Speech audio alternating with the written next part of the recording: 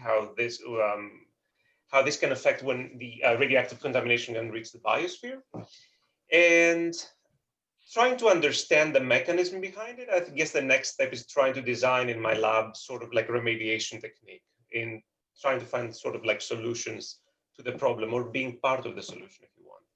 Again, very nice to be here. Thank you. It's very nice to meet you. Thank you for joining us. We also have, I hope I don't mispronounce this, but Dr. Min Wen. Yep, that's me. So how would you like for me to refer to you as throughout the presentation, and what do you do? Let's see, you can just refer to me as Min. Okay. Let's see, what do I do? I am a project scientist at Triton Systems. It's a small business or a small company. We do a lot of government contract work. And my projects are very all over the place. My background's in nanomaterial development.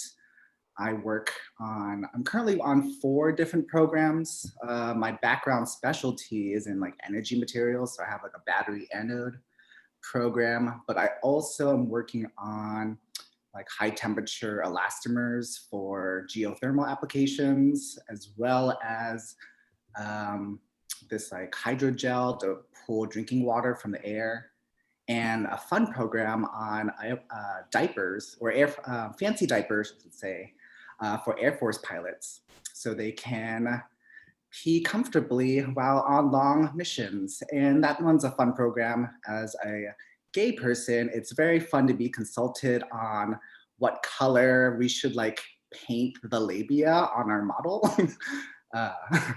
Anywho, yeah, I guess that's my background. I would say the company's pretty small, around 80, I think 80 to 90 research engineers, and we're pretty diverse here. And before this, I was at a small startup company with like 6 people, and that was more battery oriented. Yeah, I'm here in Boston-ish. Awesome, thank you so much for joining us. I appreciate it so much. Fernando, how are you? Hey, hello everybody. Thank you for everybody for coming. My name is Fernando. You can call me Fernando, and this is he or él if you speak Spanish. So I'm an associate professor in the chemistry department here at UCF, and I am also the faculty advisor of this organization out on STEM.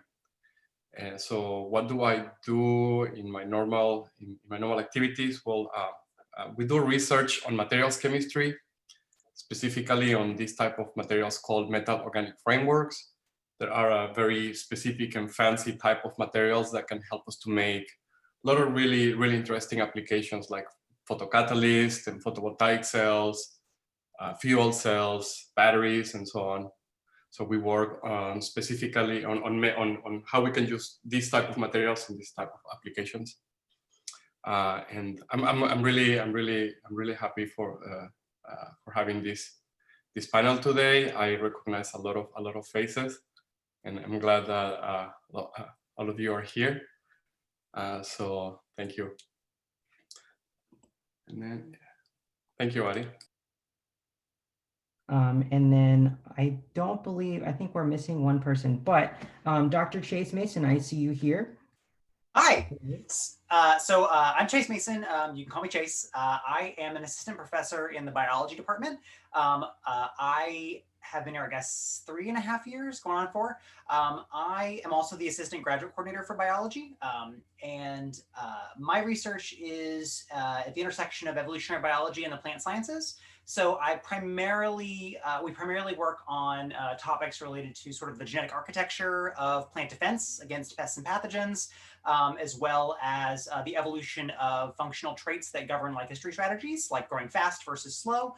And we do that in a variety of systems, but most centrally crop and wild sunflower. So let's say I'm in the biology department, and I have a moderately sized lab, something in the ballpark of 25 people, 3 graduate students and a bunch of undergrads. Awesome. All right, with that, I think everyone's been announced, and I'm glad that you guys provided your background. Wonderful that you've joined us today. So we're going to go ahead with questions. We've got like 6 planned questions, and I want this just to be like an open conversation.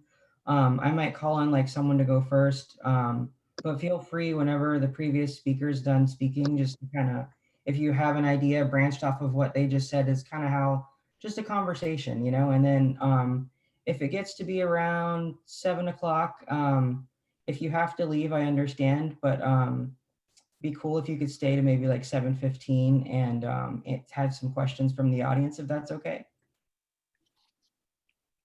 If not, that's cool. All right. So first off, Brandon, I'll start with you. Our first question, what does diversity mean to you? So I like this question, and I actually kind of frame it in terms of, I like to sort of draw the line between diversity and inclusion. And I think this became a really big topic in a lot of the employee resource groups that I was working with at Dow and DuPont. Diversity I view as bringing together a bunch of people from different backgrounds. Inclusion means everyone gets a voice, right? There's a big difference between having people of diverse backgrounds at the table and actually listening to their ideas and including them and making sure that their contributions are seen, you know, as just as valid or, you know, without any kind of prejudice. So I like to kind of define it in terms of those. Diversity is where you have to start. Obviously, there has to be a seat at the table for everyone. Inclusion is where you actually start listening to those voices. Awesome. Dr. Vasilios, what do you think? What does diversity mean to you?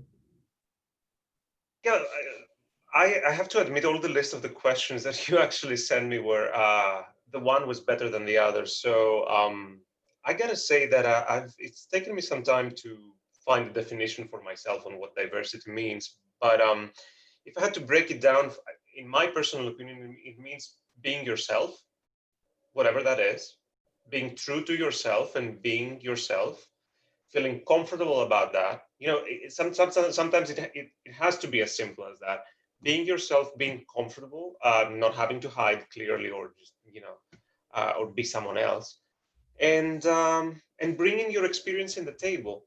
Of course, like like Brandon mentioned, diversity and inclusion, and I know that's kind of like a separate question, are different things, but diversity means look around the table or look around the city or look around the community or however you want to call it and see people of different backgrounds, sexual, racial, age, you name it, who are being comfortable with themselves and are being true to themselves and true to the others and their experiences.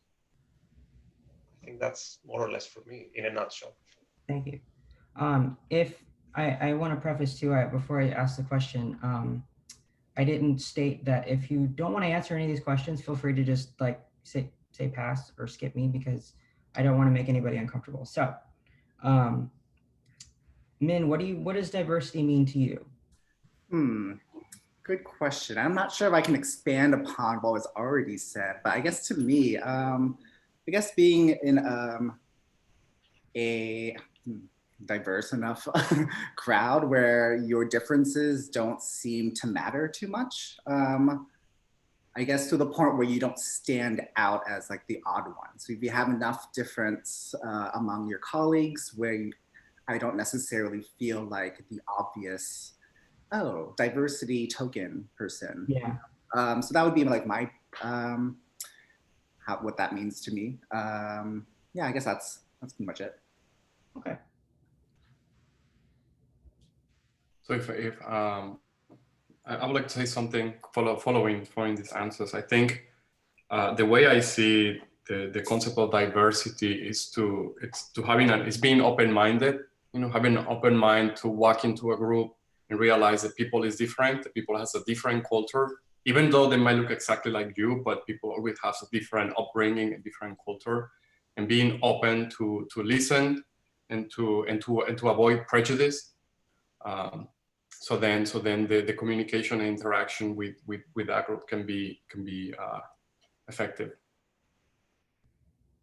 And to jump on that, so I think Fernando hit about where I was going to hit, diversity of lived experience, because I mean, we can't make assumptions about the way someone looks or carries themselves or identifies is necessarily going to translate into their lived experience, and making it sort of ensuring that there is a diversity of lived experiences present ensures that we are not making assumptions about the way we should structure systems in order, like whether it's programs, whether it's workplaces, in order to make sure that we're not making assumptions that are going to harm inclusivity, which is, of course, the next question. But to follow up with Brandon there, for me, that distinction is climate versus representations, representation versus climate. So like if you're like inclusivity in a workplace or in a program is distinct from diversity in that you can have people at the table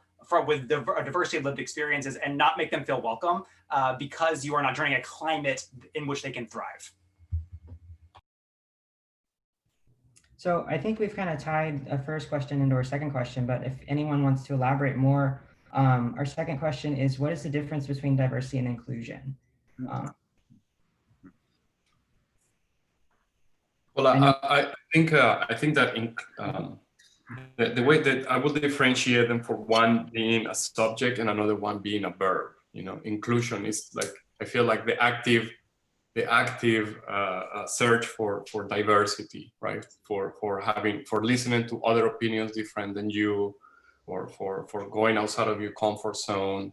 That's that the action of doing that. That's what I would see as as inclusivity. Right? I see you nodding, Brandon. What is you wanna follow up this? No, I like it. I realize I was kind of the one who led the charge on jumping those questions and just mashing them together. But I think that's that's very right. I think that's how you view it, and I think there's almost a way of thinking it. I kind of thought of almost a metaphor of you as being like the gay friend, but diversity is like I have a gay friend. Inclusion is like I have a friend, right? Like it's just a part of you're a part of it, not doesn't stand out. Yeah, I would actually agree with that one. I kind of like see it as like diversity. You can have people are wallflowers, and then inclusion would be like everyone gets to participate in the conversation or dialogue or the team. So if someone's just kind of like the token person, but like doesn't really get to speak up or stifled, that kind of defeats the purpose. So ideally you'd want inclusion where everyone feels comfortable enough to contribute to their fullest extent. I would agree to that. I think inclusion requires interaction. So, diversity can be a very passive term. Diversity can exist, but doesn't necessarily mean interaction, which is a very, very active term. It takes effort, and it takes to listen and to talk and to approach and everything that has been said. So yeah, I would agree with all the opinions on the same side. Thank you very much. But it's also not easy, right? Because having somebody sitting right next to you who's different to you and is different than having right next to you not talking to each other than just actively talking and trying to communicate. So it's having that openness to learn about other people as well. That's a really good takeaway that I think I'm definitely going to try to implement that more, to talk to people around me, because I'm very quiet usually. Yeah, I think that's kind of like the issue with like people who are minorities. An example would be like, so in one of our programs involves like designing technology specifically for females in the military or Air Force pilots. And so when we're like, I find that minorities, women, whatever, they're not used to being designed specifically for. And I find that as a double minority, I tend to adapt to situations and make whatever situation work for me. Just because I'm not in that mindset of like, oh, things can be designed specifically for me. I'm not like a cis white male, And so when we were like interviewing these female fighter pilots of like, oh, what do you think of this, the device? Like, how do you like it? And you can kind of tell like they're slightly uncomfortable, but they're like, oh no, we can work with this, I think. Yeah, no, it's pretty good. But then we'll have to be like, oh, I saw that you were struggling with like the button placement. Do you think, would it be better if it's like moved and placed closer to this area? And they're like, oh yeah, it would be. And so it's like, I kind of see that echoing across, you know, other fields too. Like we're just, as minorities, not comfortable. We're just not used to being the center of attention. And so sometimes we just adapt to situations. So a little bit of diversity and inclusion, which is like taking action and being part of that conversation, is also taking that, I don't know, that role on to ourselves to like step up and speak out. Because sometimes, I don't know, it might just be, it's like a two-way street. We kind of have to also step up to the plate to be included. I don't know. That's just my little 2 cents. Thank you. So being a little bit vulnerable with people so that they can be a little bit vulnerable with you and feel. Yeah. Kind of like give people the chance. I don't know. Yeah. I think we're just so used to like getting shot down that we don't speak up. But things have changed. I feel like in certain industries and certain professions that, you know, maybe it's not as big of a deal as we think it is. Kind of like coming out. I don't know what everyone else's experiences were, but like sometimes it's like a bigger deal to just say it, but then afterwards looking back like, oh, it wasn't that bad. But you know, that's a whole new issue and a whole new array, but you know, yeah. Cool, thank you. Chase, did you have anything to add, or did you already speak? I don't know, it probably did, and I just I mean, I sort of did the smush together thing. Wow, I like everyone's perspectives on this.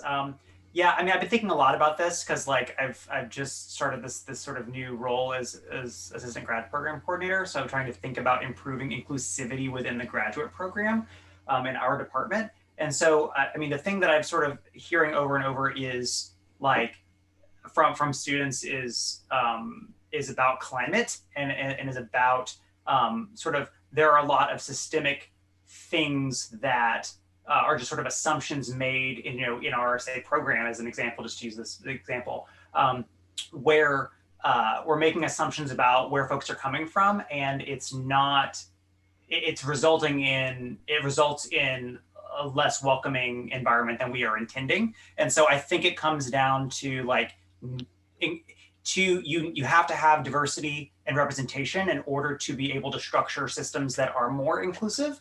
But then in order to be, if your inclusion is your goal, you need to make sure, like we need to make sure that we're not making assumptions about the lived experiences of others and rather like listening. And so I think I loved Min's example on like universal design and like how like, that's a great example of assumptions, right? It's like this idea that if we have this, like, oh, this is how something is built or structured. This is how seatbelts work. This is how maybe it's Air Force diapers, for instance, work. Like making like if you approach it with, oh, the assumption is I'm the problem versus this could be structured in a way that is more supportive of me, then it is. I think that perspective has the ability to be transformative in terms of improving inclusion, but it's really hard to break even ourselves out of those mindsets because it's like fish don't know that their water is wet, and it can be really hard. So I think that's sort of my how I'm trying to grapple with inclusion as distinct from diversity. Thank you so much. All right, so this one's kind of a loaded question, but I like it. When you first went into research, did you take into account your ability to be authentic at work, and how? If not, do you wish you would have? Brandon? You know, I had thought about this. I really didn't. It's so interesting because, like, you know, I look back on much younger me because this question got me thinking about that a little bit. And, you know, I think I viewed being out very differently at the time. You know, I certainly didn't envision myself being as comfortable being me in any public space, let alone work. So it really didn't factor into my decision. And honestly, I don't wish that I had done it any, I mean, I wish I had thought about it and been more engaged in diversity and inclusion in some of my programs from an earlier age. But I don't think I would have changed my career direction. I think I'm happy to have done a lot of what I've done. But yeah, it's such an interesting thing because at the time, I think I was so much more afraid of that, of being sort of authentic in especially a professional setting, that it definitely didn't factor in. I was like, no, don't, never the two shall mix. I just wish at the time I was a little more authentic is the only thing, but I still am very happy with the field I chose. Thank you. Yeah, I mean, I guess I can chime in here. I don't think I was ever not myself or not out when I went on all these like job interviews and whatnot. I mean, I guess we all have our professional voice. Like if you make a phone call or a professional phone call, you kind of jump into this other voice. I don't know if anyone else does that. Yeah, so like maybe drop it an octave or something. But yeah, no, I find that there's no use hiding it, at least in my case. So I'm always pushing the boundaries and forcing acceptance around me. It was easier in my first job. I was a professor or visiting or adjunct professor for 2 years. But then in industry, I kind of thought, oh, maybe, I need to behave a certain way. And maybe I did. Yeah, my first real industry job didn't really end too well. But the job now I have, I'm definitely my authentic self. And I think I've always been, and you either accept it or find another job. Yeah. I want to say that one of your great qualities means forcing acceptance. Everybody that knows you here, they will totally completely agree. Yeah. Oh, I am an HR nightmare. Let me tell you. Stories I have. I'll end it there. Okay, I'll take it from here. Well, so in my case, so I was similar to me. Like I came out to my family and to like when I was like in high school, 16 years old, before going to college, and I was like well accepted and everything. And then I went to college to a very conservative city, very conservative place in Mexico, in a very conservative college. It was so conservative that I think I told some of you this story. Like we tried to make organization like this, a professional organization for LGBT, and they were ready to like kick us out. That conservative. That was like 15 years ago. So so over there, the experience was. I mean, I was always myself. I didn't care, and that always comes with the punches, and people treat you in a way or another one.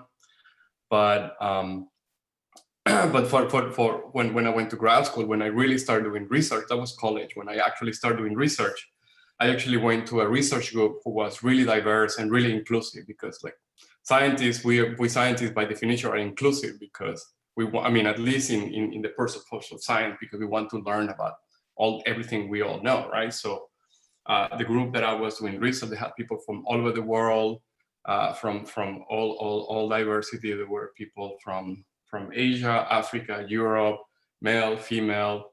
There were, in at least when I was in grad school, we were not really too much talking about, about the being gay or being straight and whatnot. It was just, who we were. And in the context of research, that was really interesting, because for example, let me give you the example. Right next to me was sitting in my research group. There was this very conservative guy from Indiana, white guy, cis white guy from Indiana, very conservative. And on the other hand, here we have people from a lady from Italy, and so those interactions, like me interacting with a very conservative person, maybe being able to understand his point of view and a lot of things that have happened here in this country, because he gave me a unique perspective that is you're only in your little bubble, with interacting with the people that you feel very comfortable. But being I guess this ties up to what we were saying earlier, like being in a diverse group, doesn't mean that you have to be comfortable all the time, right? You want to be a little bit uncomfortable in the terms of like being vulnerable, right? Okay, do I want to interact with this person? Yes or no, or at what level, right? And I guess going to doing research brings that opportunity because you have the chance to meet people from all over the world and from with all the backgrounds. So I think that brings a very rich experience to the way how you see yourself in the world. Yeah. Thank you. I think in my case, in terms of being my authentic self, I feel like I wasn't ever trying to hide who I was, but I would say that my first research experience was in a lab that sort of was an undergraduate it wasn't unwelcoming, but it was unwelcoming. So like I joined a lab because of the interest that I had in the subject material. And then it was a field ecology lab. And so there was a lot of field work, and I feel like I was put into situations that, looking in hindsight, I think were very unwelcoming and in a way that was unnecessary. It was a very sort of machismo sort of situation, a lab setting. And I think I would, if I were going back now, I would have chosen a laboratory that was more mindful of the diversity of individuals who might be working in that lab. I wasn't the only lab who left that lab after a year or two. And sort of the lab sort of continued to sort of trend back into a certain makeup of individuals. And I think that was probably why. When I was in graduate school, I purposefully joined a lab that where I could tell that the advisor and the laboratory group were a more welcoming environment. And I feel like I was really able to flourish in that environment because there was a supportive environment. And I think that I did a lot better in that environment than I did in the previous environment that I was in. And so I think that in terms of being my authentic self, I was only able to be my authentic self in an environment that was at least minimally supportive. And that I think that in hindsight, I wasn't being my authentic self initially when I first got into research, because I was trying to fit into a mold that I was trying to emulate others around me and try to fit in as best as I could. And it just wasn't going to be possible for me to fit into that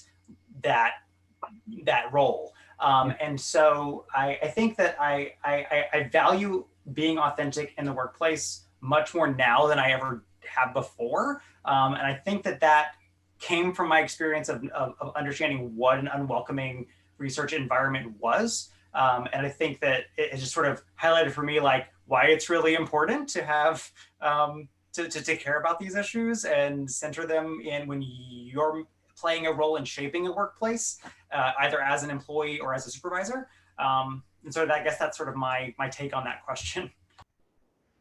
Thank you. I guess I'm the kind of like the last one before moving on to the next question. Well, I don't know. Looking back, I feel that as a person, when I was 18 or like 19, you know, I had completely different ideas than now, and that's, you know, kind of like totally okay, right? Because we age and we mature, or not. But well, we change our ideas, and we have the right to do so. For me, and I'm not saying that this was right or wrong. I'm not sure. I'm not sure what it is, but it's just, you know, my personality. Even when I was younger, and to a lesser extent right now, when I was going to a working place, it was more of a two different kind of like boxes in my mind. Don't get me wrong, that didn't mean like having to hide or lie or anything, but it was always in my mind that I'm here to work and not necessarily be friends with the people that I work. If it happens to be to become friends and to open up, again, that's just me being more personal as a person, you know, that I discuss my life, not only my love life or that part of my personality, but also my family, you know, even before I got married. I'm talking about any sort of like personal issues, I don't discuss them very easily with other people. Again, that's just part of my personality. So I was always thinking that I'm working here. If I end up being friends with some of the people, that's awesome. I would love that. But friendship for me has a specific definition, which, you know, builds up. And usually you share with your friends your fears, your insecurities, your personal life. And I was okay not sharing with other people. Again, not hiding, but I maybe it was self-defense. Again, I'm not sure. To be very honest, I'm not sure until that day.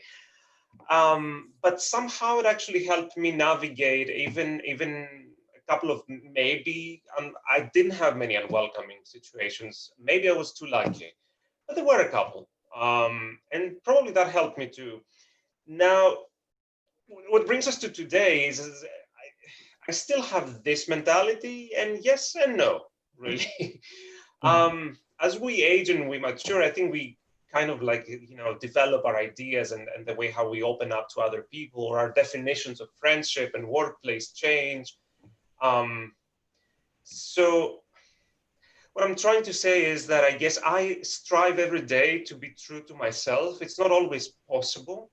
Maybe sometimes I'm not even that successful, but I'm completely okay with that. And I think that even as a younger person, or even nowadays, I don't mind making some mistakes. I kind of like try to own them.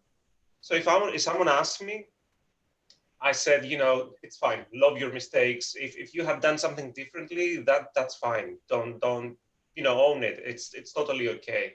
We just grow up, I guess, and we do our best to be our authentic selves, and that's okay. Thank you. I kind of want to jump on and add to that a little bit, because that kind of sparked something in myself. I feel like, at least for me, at least I have like different versions of myself, and I kind of think of them as different outfits. Like your wardrobe is you, but you're not going to wear the same outfit going out to the nightclub and to like the same outfit to go out to brunch. You have different versions of yourself, but they're all still you. So you don't necessarily have to be the same person in all different aspects of your life. Like the version that you have when you're around your parents or family might be a little bit different than the version of you that's with your close friends. And that's okay. And I don't think that's not being authentic. It's just like you're highlighting certain aspects of yourself in certain situations. And I don't know if that's more of a mystique kind of thing. No, that was a really good metaphor. I like it a lot. Moving on, I'm going to jump around a little bit. How do you deal with workplace discrimination if you've been in that experience at all before?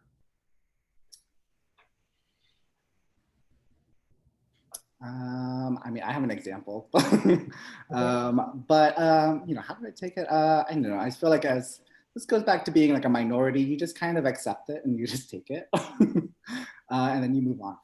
So no, my example is, I guess when I was working at my startup, I did find out that I was let go because of my sexuality. So like a little bit of a backstory, the person that hired me was a professor, and he was totally okay with me being me. But the CEO was like the third, like distant CEO, and like rarely came to the lab. When he did and meet me, I wasn't very scientific looking or behaving. I guess there's like a notion for scientists, what they're supposed to look like. And so like a year after I was let go, the CFO called me and was like, "Oh, that's so messed up. I just want to let you know." Well, this was like when she was like leaving the company. Was like, "Yeah, we did fire you because of you're gay." And I'm like, "Oh, well, what are you gonna do?" So I just found another job. Yeah, so that was like workplace discrimination. I mean, I guess that's like an extreme example. There's a lot of microaggressions, but I don't know. I feel like you just pick your battles and you just let certain things, you just pick your battles. Thank you. I don't know if that's like an inspiring message for the young gays here. Well, I guess, so you're saying a very interesting point, something that I did learn during being here, I was an assistant professor. One of the first things I learned is learn to pick your battles, because otherwise you're gonna be fighting with everybody all the time about everything, and we don't have time for that. Exactly. So yeah, so as you said, if you see an aggression or something, I mean, you can let it go, let it pass, because if you really feel that it's offending you, yeah, say something. But I mean, is it going to change at some, the outcome? If it does not, then just move on. But that's something that I do see in many students, that struggle to for example, I have an example. I had a student a couple of years ago, and when she came to my lab, she already had transitioned for being trans. She's trans. So I actually never met her before, because she was a student, and then she took a break, and then she came back.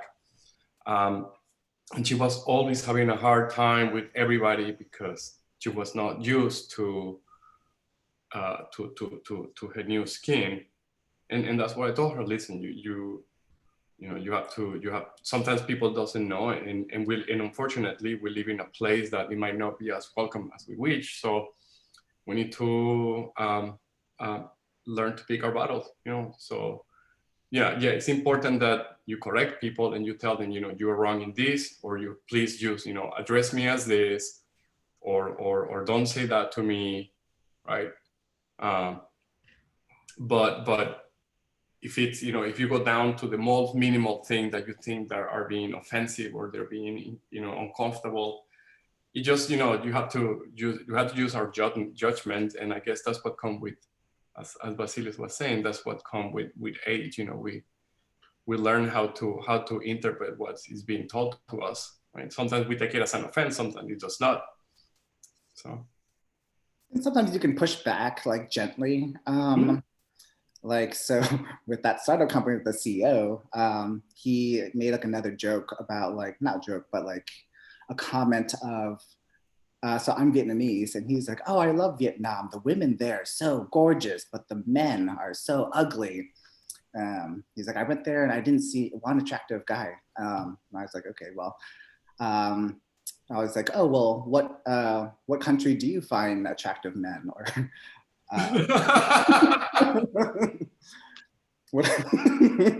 legitimate question. Anyways, I don't work there anymore. I got fired. But not right after that. I mean, people around me laughed. I found humor in it. So I don't know if that's like a good thing, but that's what I did. That's how I did. To break the ice, because so sometimes that's what you need when you go into an uncomfortable situation. You just want to, like, break the ice, and then the conversation diverges, and that's it. Yeah, it made the table less awkward. Kind of like got people to kind of, like, I don't know, laugh a little bit. So that's how I usually do that. If I experience microaggressions, I'll kind of find a way to throw it back at them, but in a playful way. And more often than not, it responds pretty well. I think most people need to have somewhat of a sense of humor. So if it's not crossing the line too much. I get a lot of emails where they call me, like, there's not that many Asian people at my company. So there's one other Asian guy, and they keep messing our names up together. And the other guy's like 48 or 50 something, some old Asian man that does not look like me whatsoever. And so I'll just, in emails, like, call them by a different name, or misspell their name, or call them, like, this guy's name is Steven. He's like, oh, and kept on calling me Fung. And so I called him John. And then, I don't know, that's a little, like, yeah, sounds similar. So I kind of do that, and, like, they either, like, correct themselves internally and then get my name right the next time. And that usually works, yeah. So sorry. Someone. Go ahead. Okay, sure. I was just going to say, I think I have a divergent perspective on that, and I think it on this question, and I think it comes from the fact that in my own experience, being aggressive has gotten results. So shutting down those small microaggressions has resulted in them going away. And so for me, like I don't experience discrimination or microaggressions in my workplace with my colleagues or supervisors, and I haven't since even when in grad school, because I shut them down. So for me, it's been highly effective to push back. And there might be a difference between academia and industry, but I've just had a very good, it's been very productive for me to speak up and go, you know, I don't think that's okay. I'd rather if you didn't, and just make the person feel uncomfortable about what they have said. And it usually means I don't experience it again. And so additionally, now as a faculty member and being a supervisor of a workplace, shutting it down when I see it and encouraging my students to shut it down has resulted in what I hope is a more inclusive workplace for myself as a supervisor. I mean, I've had to deal with students who have made really nasty comments, someone who had joined my lab and then had to be kicked out of my lab because they made racially unacceptable, like discriminatory comments to other members of my lab. And so setting an example in my workplace makes my workplace more inclusive. And so that's my perspective on that.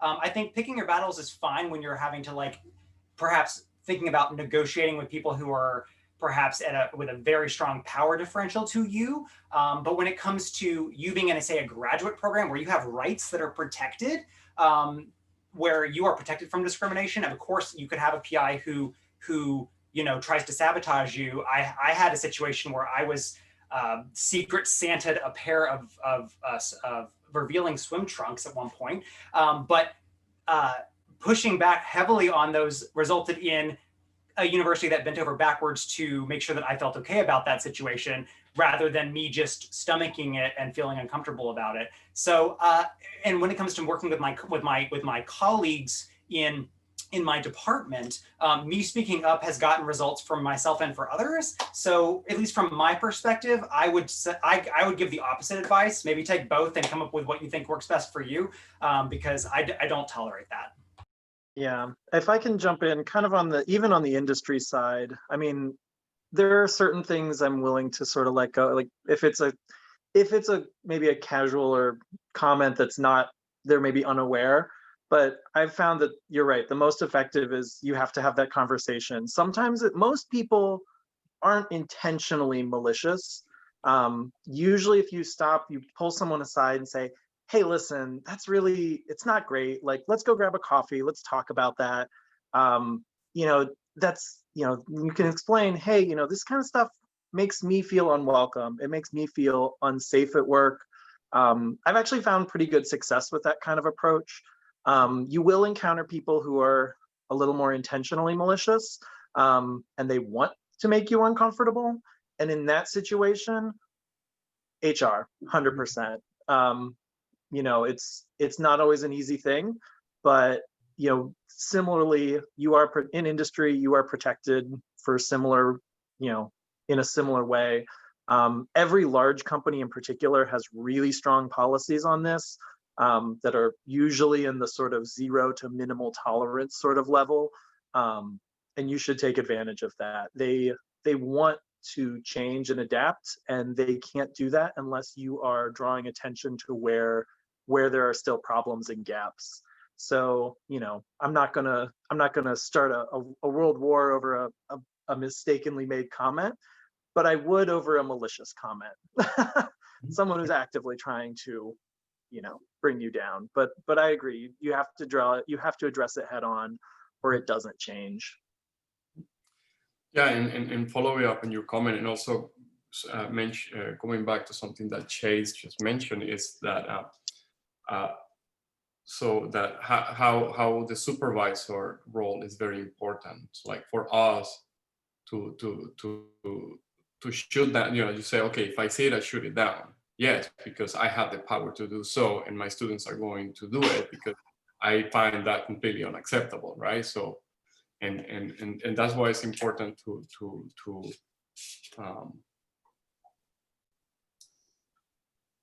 sorry, holy shit. Sorry, I completely forgot what I was saying. 1 second. Okay.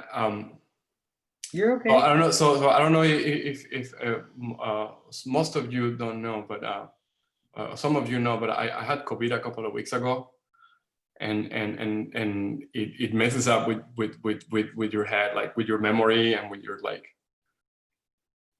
I lost my train of thought, like what I was saying. I'm very sorry. Oh, no. No, totally happens. It happens all the time. Don't worry about it. Yeah. No, seriously, I completely forgot what I was saying. Okay. Do you want me to make a comment? And if you remember, please feel Before it. Yeah. right. By all means. I mean, we're friends and everything. So, as far as I'm concerned, I think I agree with Chase's approach. Again, it's a thing of, you know, I guess it's a matter of personality. I do appreciate people who have a sense of humor and they deal with it. And if it works for them, I'm like definitely super happy for them. You know, whatever works, right? Again, I think what I try to apply to myself is many times if something happens, again, I consider myself very lucky to the extent of like spoiled, not having like faced like sort of like discrimination at work, at least none that I know of. But I've seen it to other people in front of me. And, you know, when you see something that, fundamental principle for me, when you see something that is not right, speak up. Speak up, it's that simple. But what I'm trying to say is that sometimes because comments may not be malicious, it may be misunderstandings. I'm not trying to excuse someone, but I've tried, especially the past few years, before unleashing hell, inside brackets, on someone, try to ask, like try to take a step back and I say like, well, you don't happen to mean that, right? Or like, you know, what is it exactly? Like let me make sure before I kind of like really sort of go aggressive on you, right? Just to give you one last benefit of doubt. And Fernando, who knows me very well, it's very common for people to understand that I'm kind of like, you know, cut the BS right now, because usually in my daily life, I even smile too much. So when that disappears and I have like this like very disgruntled, it's very common to read my face. But it's important to call people out and to tell things the way they are. Many times we feel uncomfortable, even if the discrimination is to us, to call it out, because the conversation is uncomfortable. Because we think like, oh my God, what am I going to say right now, and this and that. And this is extremely common. We need to say things the way they are. That's what I'm saying. As simple as that. No, I wrote it down, so I remembered what I want to say now. Well, so no, it's and thank you, Vassilios. You actually mentioned a bit of that. Is that it's important that before, like, it's important to give the people the benefit of the doubt, at least once, right? So as I said, maybe somebody said it in passing, or maybe because they don't know, or maybe because it was casual, or maybe because it was funny. Everybody, like at least, you know, you want to give the benefit of the doubt at least once, so then you can not have a prejudice, and then just you know, go back and shut it down and get and then make the situation more uncomfortable, right? So I mean, and I say that because I guess I find I am a little, I like to be more diplomatic about how to deal with conflict, right? So that's why I said, okay, I will listen to what you got to say, whatever it is what you got to say. You have a chance, because I'm open to that, and I'll give you the benefit of the doubt. Maybe you are not educated enough. Maybe you're not aware, or that you're saying something uncomfortable. So, and yeah, so pointing it out, you know, depending on how comfortable you feel. If you want to say it in a collegial manner, in a funny manner, in an authoritative manner, you know, this is where your judgment comes, and said how do I pick this fight, and how do I address this comment, or how to address this person. Is, you know, be open to listen what the other person has to say. I mean, and yeah, if he's malicious, of course, you can tell right away when somebody is malicious, right? And in that case, yes, you know, you say this is unacceptable and we need to move on from this. But you know, it's important always have an open mind and to listen to other people.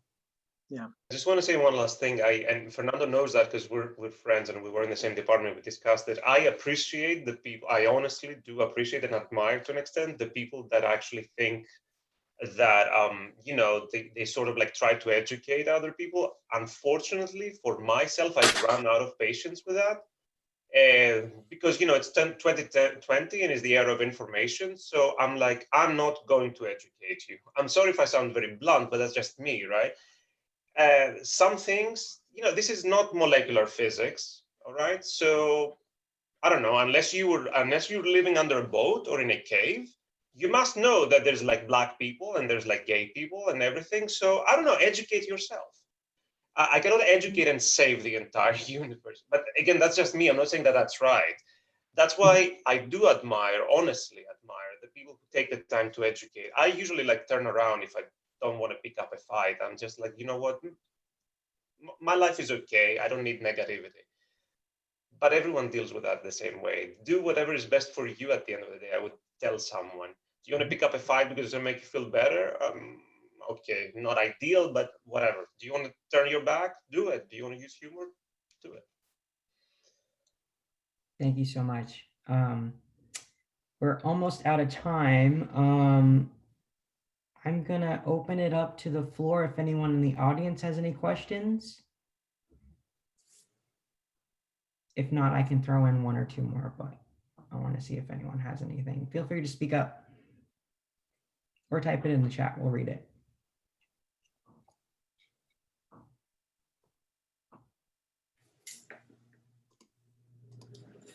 There's a lot of really good comments in the chat if you want to read them. Oh, I didn't even know that was an option. Actually, I think a question just came through that was.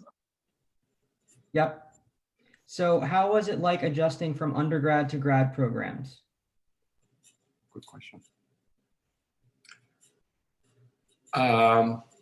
My point is you just take it, because going from undergrad to grad school, 95% of the time implies moving to a different city. So everything is different. So like just seeing as an adventure and seeing yourself out there in the world, you know, discovering it. And so just, you know, that it's, you know, that's it. Yeah, I think your relationship to the university changes a lot. I think as an undergraduate, there's a certain feeling that, I guess I'll more describe it as like, as a grad student, I guess is probably the easier way to compare it to. It feels almost, you're some weird mix of employee and student and part of the community. And your relationship to professors is very different as a graduate student than it is as an undergrad. It can be a lot more friendly, sometimes a little more toxic, to be honest. And I think that was kind of one of the big ones, is just sort of your relationship to the university and the department changes a lot. Because you work in your group, you see the same people, it feels a little more like a job. And that can have some concerns, especially when it comes to diversity and being your authentic self, because it can almost feel like a weird family reunion.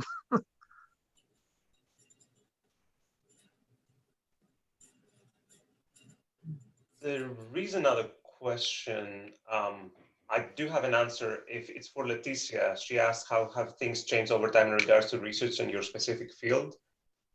But I don't want to, like, if anyone has an answer in the previous question, I don't want to go back and forth and ruin the order or anything.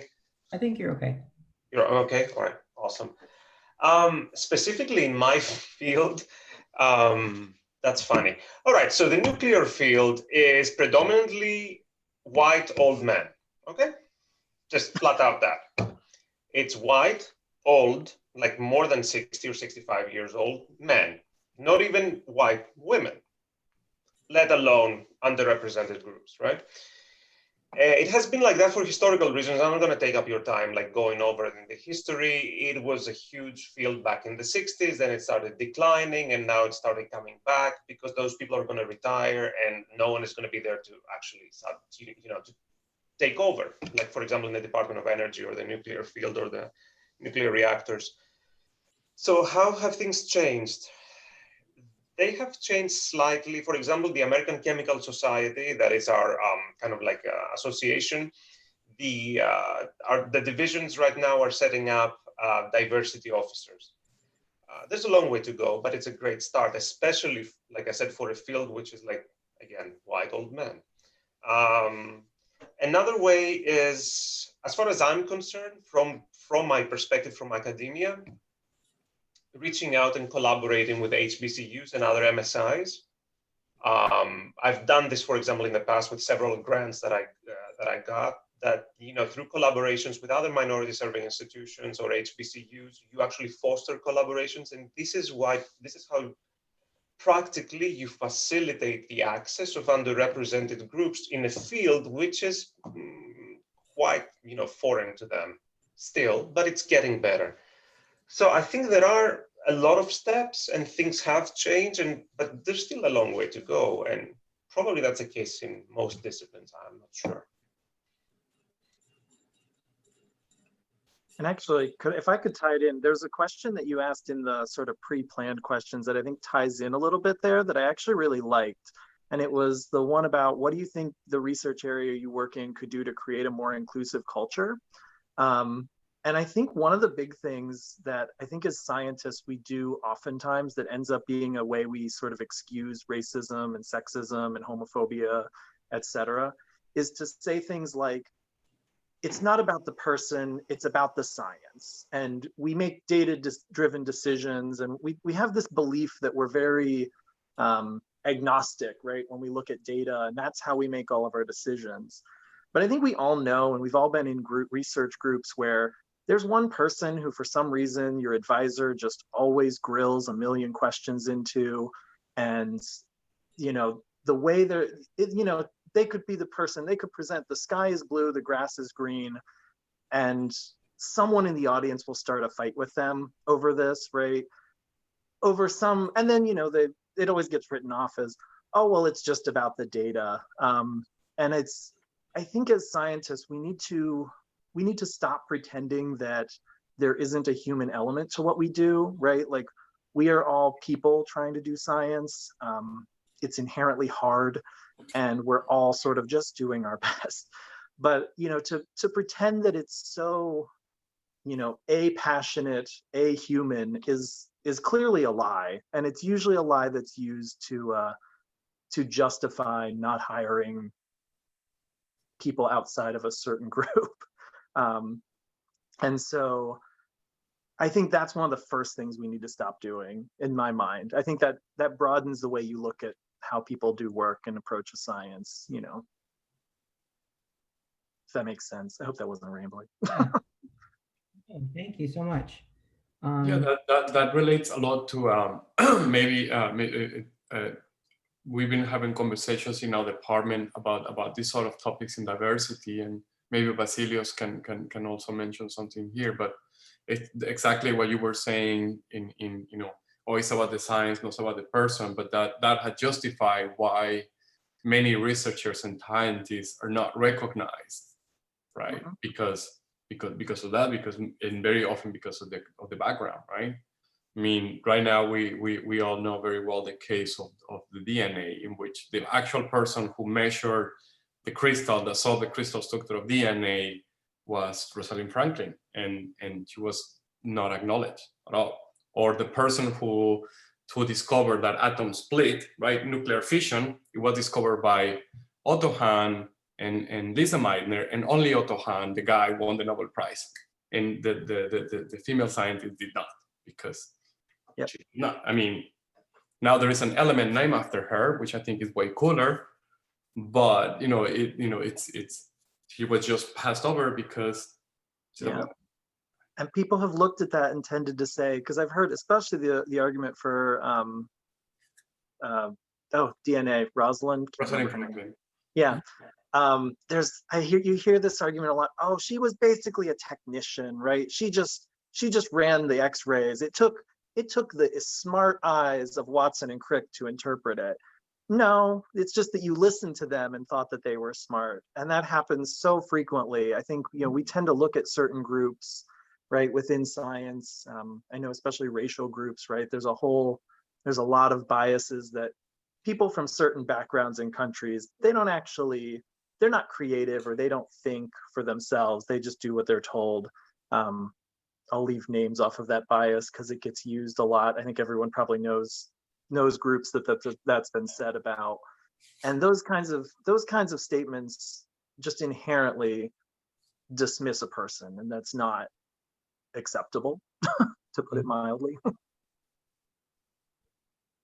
think wherever there's humans, there's like, you know, there's bias, like very well said. That someone was saying in the chat that data and quantitative doesn't mean unbiased. I think, yeah, Chase, for that. I would completely agree. Who interprets the data? We do assumptions in our everyday lives. And even for us, that we're part from the LGBTQ community, I don't know. Can someone say, you know, or take an oath that they never make an assumption, even an unintentional one, in their everyday lives? You know, and sometimes they have no malicious intent. I honestly have, just to give you an example, I don't know how many people have, you know, talking with colleagues when I first joined, and they, you know, the usual is like, oh, so is your wife moving? And I had to actually tell them like, oh, it's my husband who's moving to Orlando. At some point I got bored and I stopped correcting them. Then I got back to correcting them. It was a little bit like depending on my mood and how much time I had in my, but I wasn't offended, but other people may be offended or maybe more sensitive, or, you know, there's several examples. That I just gave you is a very minor one, a very, very simple one, right? It's difficult not to make assumptions, right? Difficult not to make assumptions. And sometimes I believe, I don't know about you guys, I catch myself making some assumptions and I'm like, whoa, I should not be doing this. Well, I don't think there's anything wrong with having an assumption. What is wrong is to have a prejudice about it, right? To act in a way that I don't know if it's negatively, but to act negatively about it, right? It's because we can have an assumption and then we can make a statement and there is a conversation and then that assumption gets clarified, right? Fernando, it can be though, especially when it comes in a professional side. Let me just give you an example. I was interviewing recently for a postdoc position in my lab. So I had the 3 top candidates, right? One of them with an English sounding name, you know, like American, right? And 2 of them with Latino name, like in Spanish, right? I asked each one of them, because, you know, I had to make a decision and because we have to do the paperwork, each one of them, which is something that UCF actually requires, HR requires to ask, do you actually ask, do you need a work visa sponsorship in order to work at UCF? This is like an official line. When I had this discussion with my husband, when I went home, and he said like, oh, you asked everyone. And I'm like, yes, because someone's name is Andrew Morgan, how do I know that they don't require visa sponsorship, right? Maybe they do, maybe they don't. That's not a problem. But it's a very easy assumption that it's much easier to ask someone, would you require a work visa, if his or her name sounds Spanish, for example? Again, that was not the case, because the 2 gentlemen that were candidates and they had Spanish name, they were they're US citizens.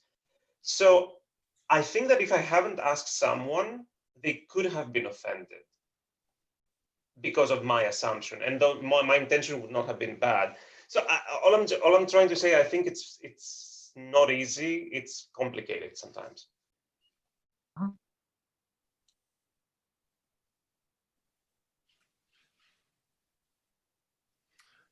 There was another question in the chat that was, are there any grants or major scholarships that grad hopefuls should be aware of? Yes, so it depends. So if you're still an undergrad and you want to do research, and look, there is the REU program from the NSF. It's called Research Experience for Undergraduates. And I think I was actually about to look for the site of the NSF. I think in the NSF, there is a list of all the universities that have that program. It's a really cool program because they will spend an entire summer in another university doing research. and they'll pay you for, they give you a little stipend, and then they'll give you housing, and it's really cool. And for graduate, there is also, by the NSF, it's the graduate, the GRFP, Graduate Research Fellowship Program, which it will fund you for 4 years, I think, 4 or 5 years in your graduate studies. Those are like the most popular ones. I think there is a lot of other opportunities, but they're area specific. But like the most general, I think, will be the NSF, either an REU or the research fellowship. Yep. Yeah. And those can be great programs. Those REUs can give you a really good chance to try out a research topic or environment that that maybe isn't available at your university. Maybe you're really interested in a certain type of chemistry and just there's no faculty at your school to do it. There definitely is someone on that REU program. There's tons and tons of schools on there, and it can give you a chance to sort of test out a university you might be interested in for graduate work as well.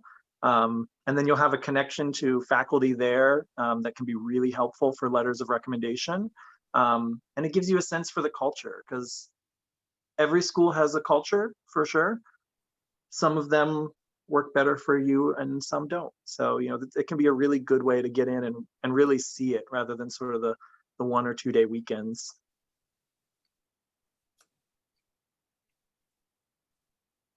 And you meet cool people. I just dropped 2 databases to fellowships, bridge programs, summer and paid research programs into the chat. One fantastic resource is Scientifico Latino, which is just a fantastic database of resources, and the other is Pathways to Science. In addition to the NSF resources, those 2 are really, really good. There's dozens to hundreds of opportunities in those 2 databases. So links are in the chat. Thank you so much. I didn't even ask that question. I'm like bookmarking all of it right now.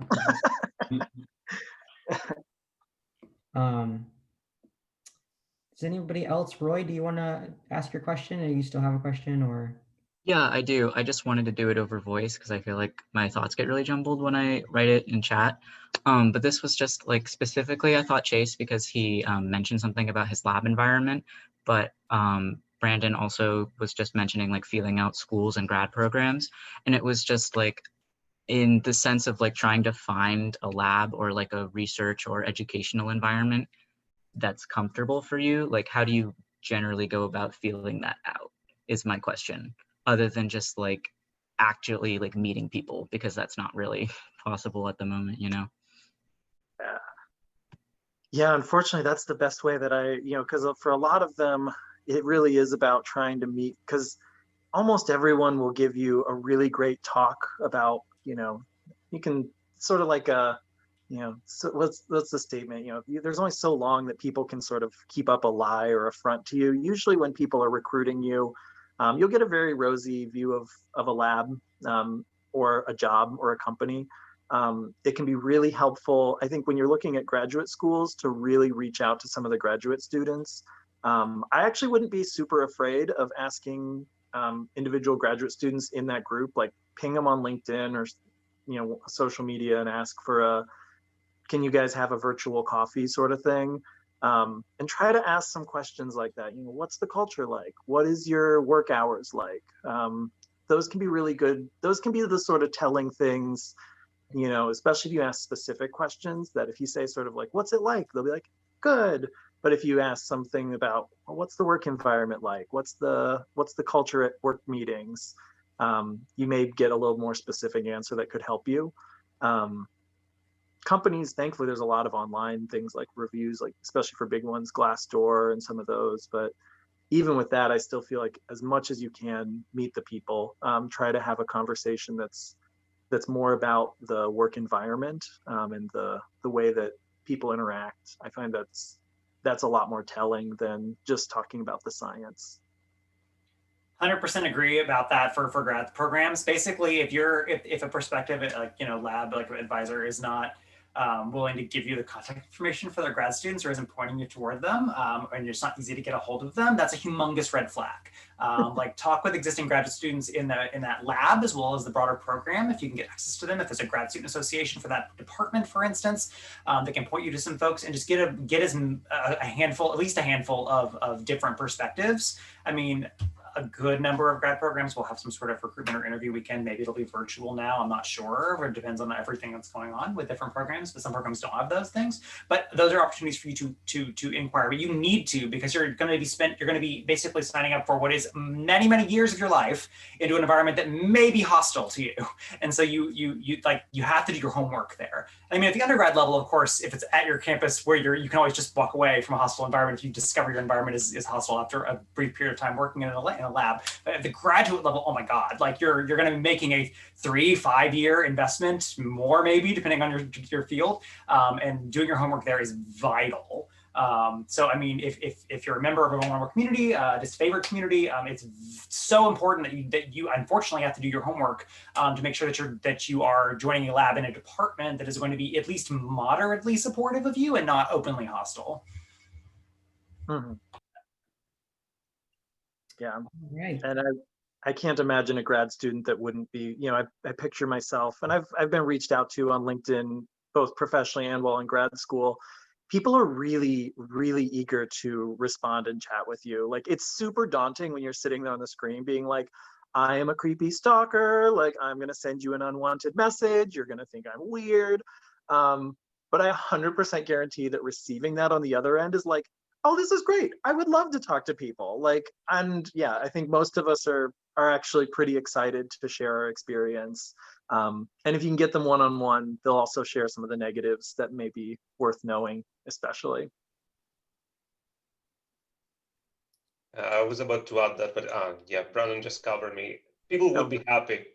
Yeah, people, and you actually think that, oh my God, how am I going to send a text at LinkedIn? But no, I agree with him. And that has been my experience as well, you know, before becoming faculty.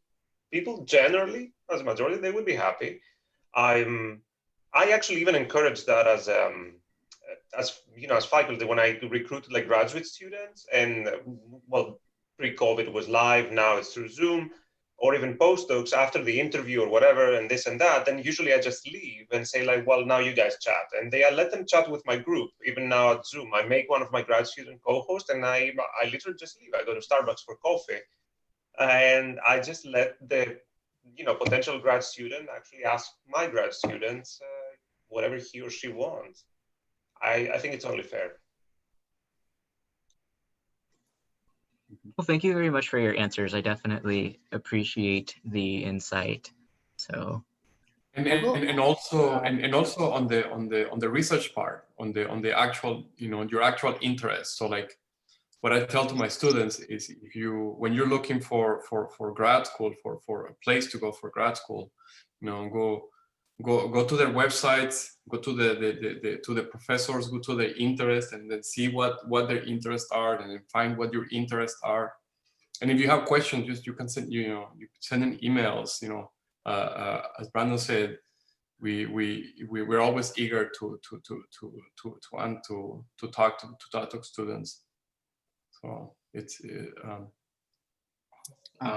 I will add that sometimes it's also unavoidable to encounter a hostile advisor or like a committee member. So sometimes when you join a group, like your advisor might be very welcoming, but certain fields, sometimes there's only like a set panel of committee members that field gets funneled into.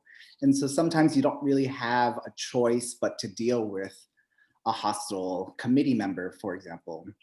And so I kind of encountered that. So I did get, I think Brendan mentioned this, that some of the microaggressions that you'll encounter are more, especially in academia, is just harder questions that they wouldn't ask their own group, something that is definitely beyond the scope of your research, and definitely make it a hard time to make you look like an idiot. And yeah, I mean, like sometimes it's just unfair, but like when I was a professor, what I told my students life's not fair, and I missed the memo that it was. So sometimes you just have to take those as challenges to be better. And I feel like as minorities, we have to already be better than the norm just to not give them a reason to say anything. And I find that that makes us stronger if we can like overcome those challenges. And maybe that's actually a good thing that we're minorities and we have harder lives, is it makes us stronger people overall. So that's my little ad. Awesome. I Thank don't know you. if that's like very like helpful, but you will definitely encounter some hardships, more likely than not, at least like a little bit. And so you just have to like rise to the challenge.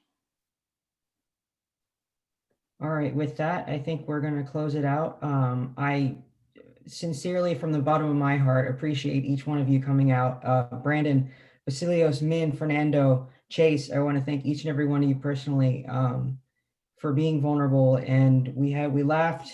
I almost cried at one point because seeing a little bit of myself reflected in people that are successful in their field, and it's very inspiring. And I appreciate you so much coming out and talking to us and our members. So thank you so much. Thank you. Thank you very much for the invitation. And it was all, as far as I'm concerned, it was awesome. Congrats again. I really applaud you for your initiatives and the work that you guys are doing. Thank you so much. Good luck out there. Yeah. And kind of to allude to what I had said, if anyone does want to reach out, I'm pretty sure everyone on this panel would be super excited to receive an email. And I think would be, you know, if you had questions you didn't want to ask in the larger setting, or specific ones for anyone, I think everyone would be, I know I'm always eager to respond to things. Yeah, same here. Yeah. Yeah. Yep. Feel free to share my emails. Yes. Okay. Bye. Nice seeing Bye. everybody. Have a good night. Thank you, everybody. Thank Take care, you. everyone. Nice to